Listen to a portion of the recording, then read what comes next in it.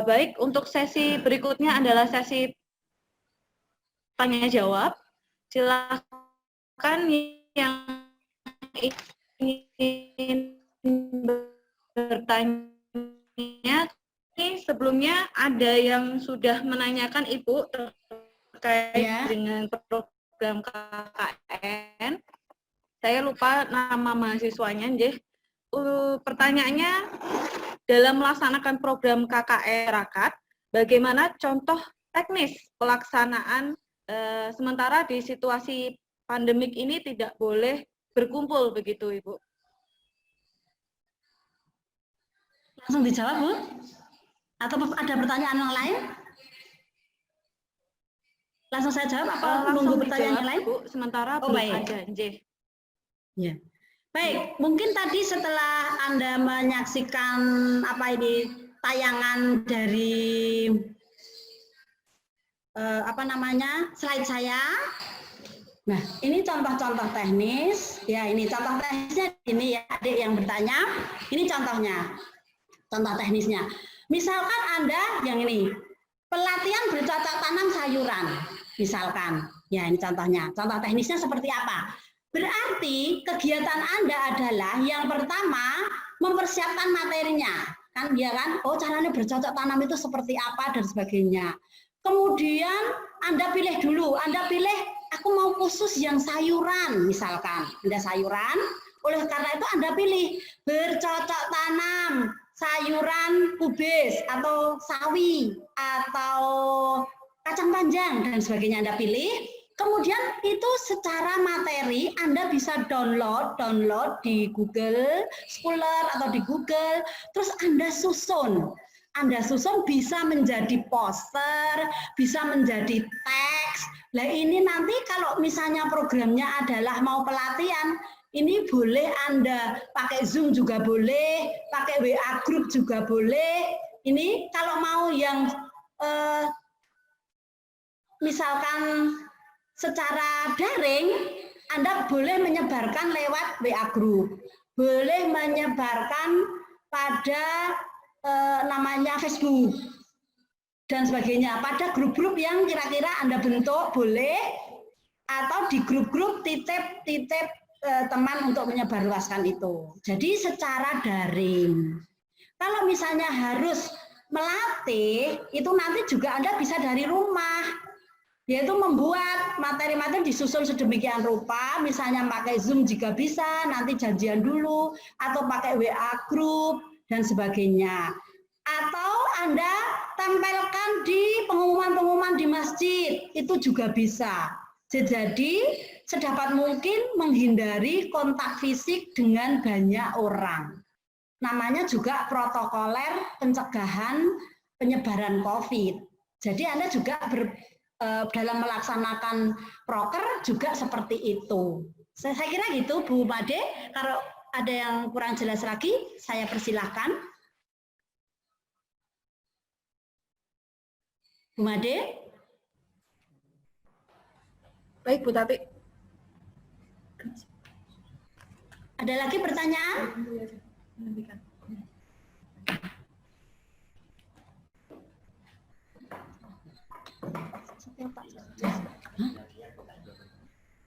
Siapa? Mohon maaf ada kesalahan teknis ya Ibu. Ini selanjutnya pertanyaan dari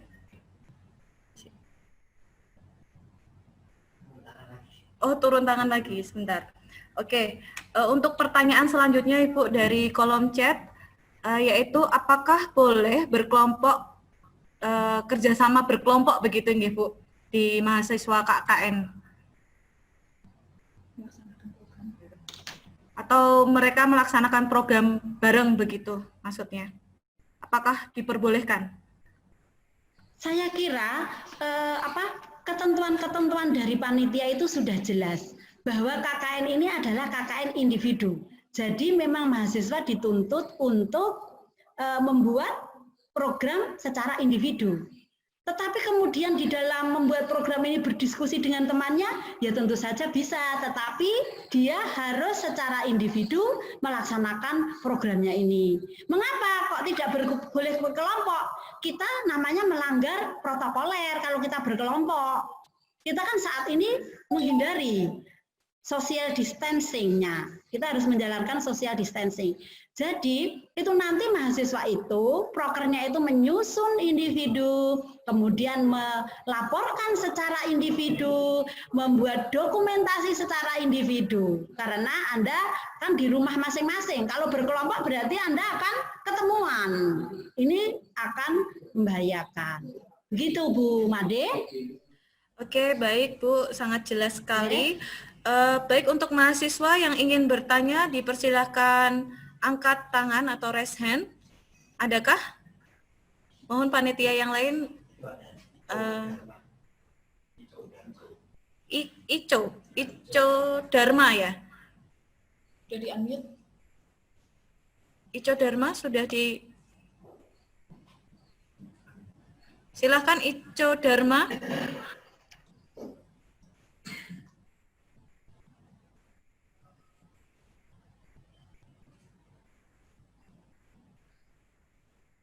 Sebentar menunggu di-unmute. Tunggu sebentar, Jeh, menunggu untuk di-unmute. Assalamualaikum warahmatullahi wabarakatuh. Waalaikumsalam warahmatullahi wabarakatuh. Saya Ijo dari Teknik Sipil. Ingin bertanya Bu, seumpama di Dukuh atau di Kelurahan itu ada kampus lain yang KKN atau tetangga yang KKN, itu bisa prokernya itu kan mirip Bu, kayak temanya juga mirip, terus prokernya mirip. Nah itu boleh nggak untuk gabung gitu Bu? Untuk gabung ya, mungkin dilaksanakan bareng begitu ya. Iya, maksud saya gitu. Ya, saya kira kalau seperti itu, yang penting Anda itu programnya itu ditulis sendiri, punya kamu sendiri. Punya kamu sendiri, meskipun nanti mirip, tapi ya pakai bahasamu sendirilah. Misalkan di sana pembuatan masker, atau pembuatan masker kain misalkan. Ya Anda mungkin pemakaian ulang masker, misalnya begitu. Kan ya rada dibedakan sedikit. Kemudian nanti misalkan bersama-sama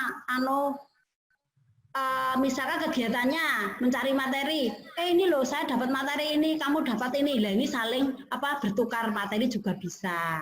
Tetapi sekali lagi saya sampaikan bahwa KKN ini adalah KKN individu, jadi Anda membuat prokernya itu sendiri, kan nanti tertulis di dalam laporanmu secara online.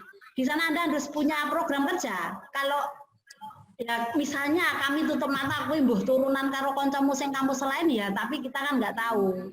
Tetapi alangkah indahnya ketika Anda itu jangan turunan, tetapi kolaborasi, saling melengkapi. Ya, maksud saya itu Bu.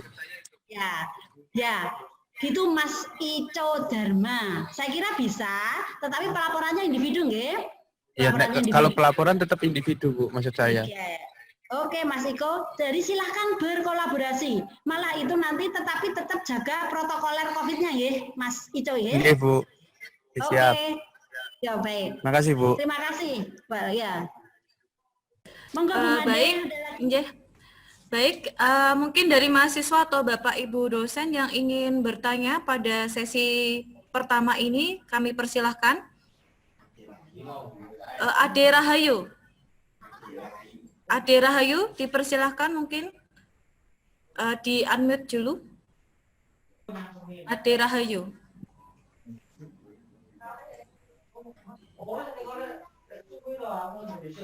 Untuk bertanya, silahkan angkat tangan atau raise hand.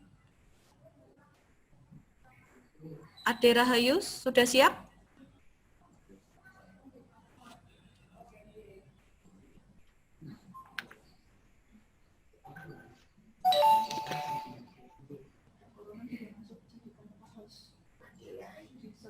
Ade Rahayu? Ayo.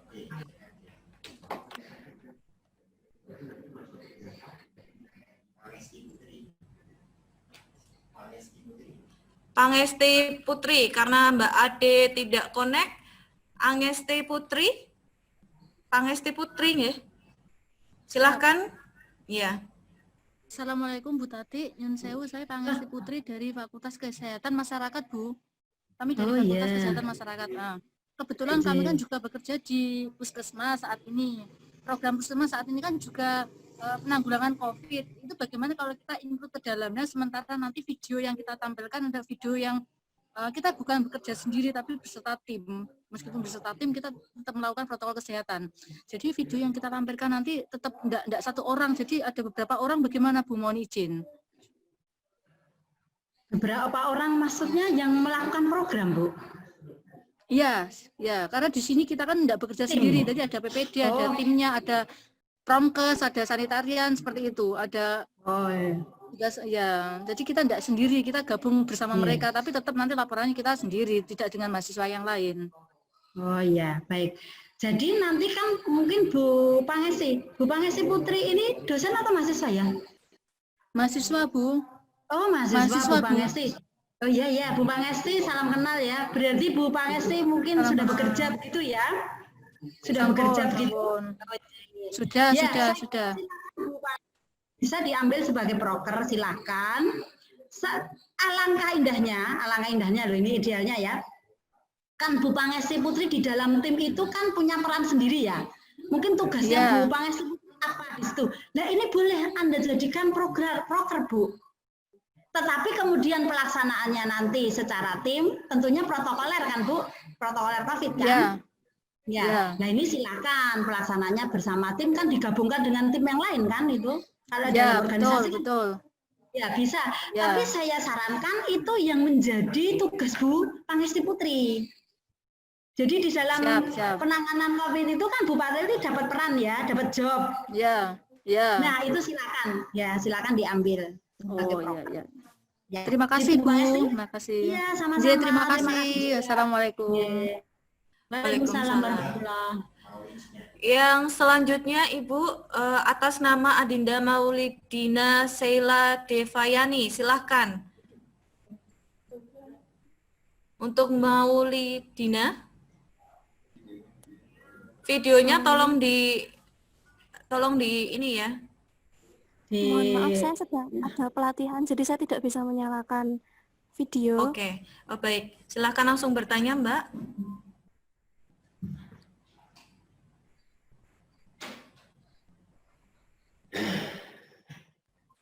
Saya kemarin kan daftar di portal itu kan kemarin sesuai dengan alamatnya itu.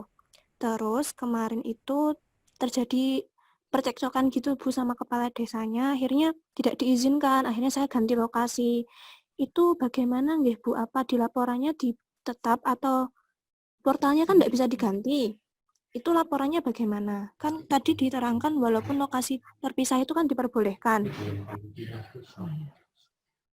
Oh, jadi ini teknis ya Mbak Maulidina ya? Jadi teknis di sistem ya? Iya. Oke Mbak Nanti Maulidina. laporannya bagaimana gitu? Baik. Iya baik. Ini kan ada kendala sistem gitu nggih. Ada kendala sistem. Saya kira harus dicarikan solusi. Nggih. Mbak Maulidina silahkan lapor ke DPL. Lapor ke DPL. Sudah, nanti DPL yang akan berkoordinasi dengan panitia. Oh, begitu.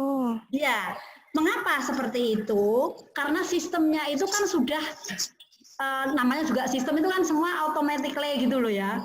Kalau ada yang kasuistik ini, otomatis kan harus bongkar sistemnya. Ya toh? Oleh karena itu, yang kasuistik ini, Mbak Maulidina, silahkan sekali lagi laporkan ke DPL, biarkan nanti DPL berkoordinasi dengan panitia, terutama yang bagian IT, sehingga nanti akan terselesaikan masalah yang dihadapi Mbak Maulidina. Gitu? Iya Bu. Soalnya kemarin saya tanya DPL untuk disampaikan ke waktu sosialisasi ini, jadi saya tanyakan gitu. Iya, enggak apa-apa, bagus ya. Sehingga panitia juga akan mencatat, oh ternyata ada ya yang seperti ini. Jadi ini sudah kami catat, nanti IT akan berusaha supaya bisa masukkan lagi itu perubahan yang dilakukan Mbak Maulidina itu begitu. Gitu Mbak? Sabar Oke, ya. Bu. Terima kasih. Oke, Iya, oke. terima kasih, Bu. Semangat. Baik, terima kasih Ibu dan Mbak Maulidina. Yang selanjutnya Ibu ada Adela Ayu Bulan Seveta.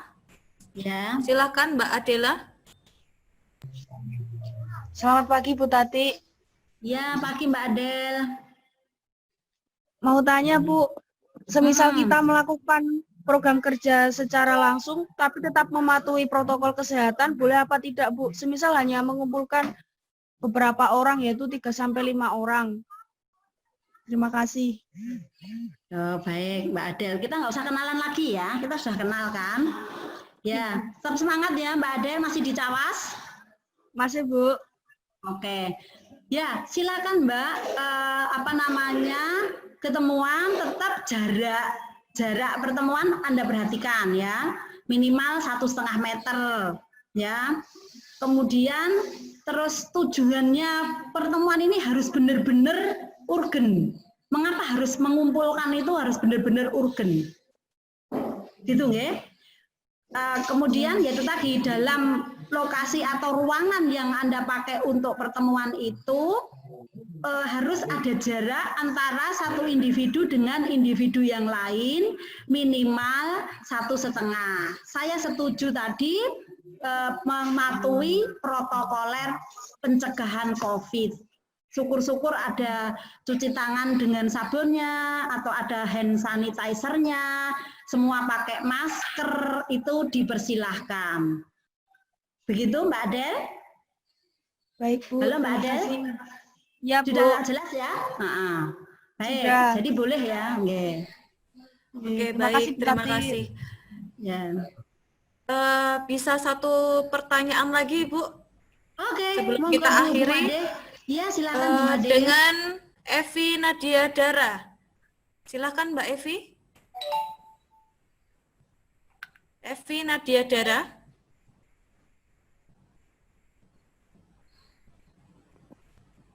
Masuk nggak Bu suaranya Bu? Masuk. Ya, silahkan. Sudah masuk Mbak. Jadi gini ya Bu, hampir sama sebenarnya kayak tadi punya Mbak Adelia itu tadi. Di desa yang saya laksanakan KKN ini sebenarnya udah mulai normal gitu Bu. Jadi udah ada perkumpulan kayak ibu-ibu yang pengajian, terus ibu PKK itu udah mulai ada perkumpulan lagi. Cuma tetap mengindahkan protokoler kan. Itu pun nanti kalau misalnya saya ikut dalam acara itu, terus tetap masuk sama forumnya ibu-ibu itu tadi, bisa dimasukin ke laporan ya Bu ya. Jadi aman nggih, walaupun bareng-bareng. Iya, iya Mbak Evi, saya kira bisa. Saya kira bisa sekali lagi tetap menerapkan protokoler pencegahan COVID. Jadi misalkan Mbak Evi menemukan, melihat, mengamati bahwa kok penduduk sudah atau warga sudah merasa normal ya, padahal kan kita masih baru new normal ya. Dan mungkin ada yang sudah berani nggak pakai masker, terus kemudian bergerombol. Saya kira itu adalah kewajiban kita, kewajiban Mbak Evi untuk membelajari atau mengedukasi kepada penduduk tadi. Meskipun ada pengajian silakan, tetapi sekali lagi penerapan protokoler pencegahan COVID-19 dalam masa new normal. Begitu Mbak Evi? Ya, silakan, tetapi tetap memperhatikan itu. Justru kalau misalnya ibu-ibunya bergerombol, harus ini ada tugasnya Mbak Evi masuk ke situ ya, mengingatkan, mengedukasi lagi bahwa kita itu belum normal loh Bu, masih new normal atau kondisi yang masih menyesuaikan ke normal gitu. Boleh silakan. Gitu Mbak Evi. Semangat. Siap Bu. Baik, terima kasih atas waktunya Ibu Sri Hartati. Dengan demikian sesi yang pertama telah usai.